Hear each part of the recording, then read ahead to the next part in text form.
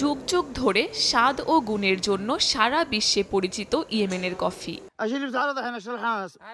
এবার কফিতে বাড়তি স্বাদ যোগ করতে দেশটির কৃষকরা উদ্ভাবন করেছেন কফি ফল বা কফি চেরি গাজানোর নতুন এক পদ্ধতি। এই প্রক্রিয়া অনুসরণ করে নিজেদের চেষ্টাতেই তারা কফির নিজস্বতা পরিবর্তন না করেই কফিতে নিয়ে আসতে পেরেছেন অসাধারণ স্বাদ।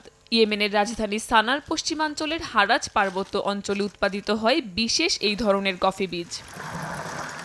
এই প্রক্রিয়ায় কফি চেরিগুলোকে বস্তাবন্দি করে ব্যারেলে রাখা হয়। নির্দিষ্ট সময় পর রোদে শুকানো হয় এগুলো। এই সময়ে কয়েকবার তাপমাত্রা পরিবর্তন কফি চেরির মধ্যে রাসায়নিক বিক্রিয়া ঘটতে সাহায্য করে। ফলে গুণগত পরিবর্তন আসে কফি বীজে, যোগ হয় কাঙ্ক্ষিত স্বাদ ও গুণ। প্রচলিতভাবে শুধু রোদে শুকানো কফির সঙ্গে ক্রেতারা সহজেই পার্থক্য করতে পারেন এই কফির। পরীক্ষামূলক এই পদ্ধতিতে সফলতা পাওয়ার পর দেশটির কৃষকরা কাজ করছেন কফি ফল গাজানোর নতুন অন্যান্য পদ্ধতি উদ্ভাবনে। আমরা বুঝতে পেরেছি যে নতুন এই পদ্ধতির কারণেই বিদেশের বাজারে এই কফির চাহিদা বেড়েছে। আমরা এই পদ্ধতি নিয়ে গবেষণা শুরু করেছি যাতে এটির অতুলনীয় স্বাদ ও গুণের কারণে সবার কাছে পরিচিতি পায়। এটা খুব ভালো পদ্ধতি, কৃষকের জন্যও এটি উপকারী।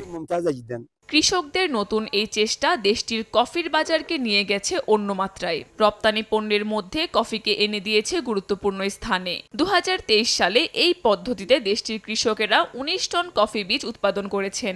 দেশ ও দেশের বাইরে দিন দিন বেড়ে চলেছে এটির চাহিদা। কাকুলি আখতার, সময় সংবাদ।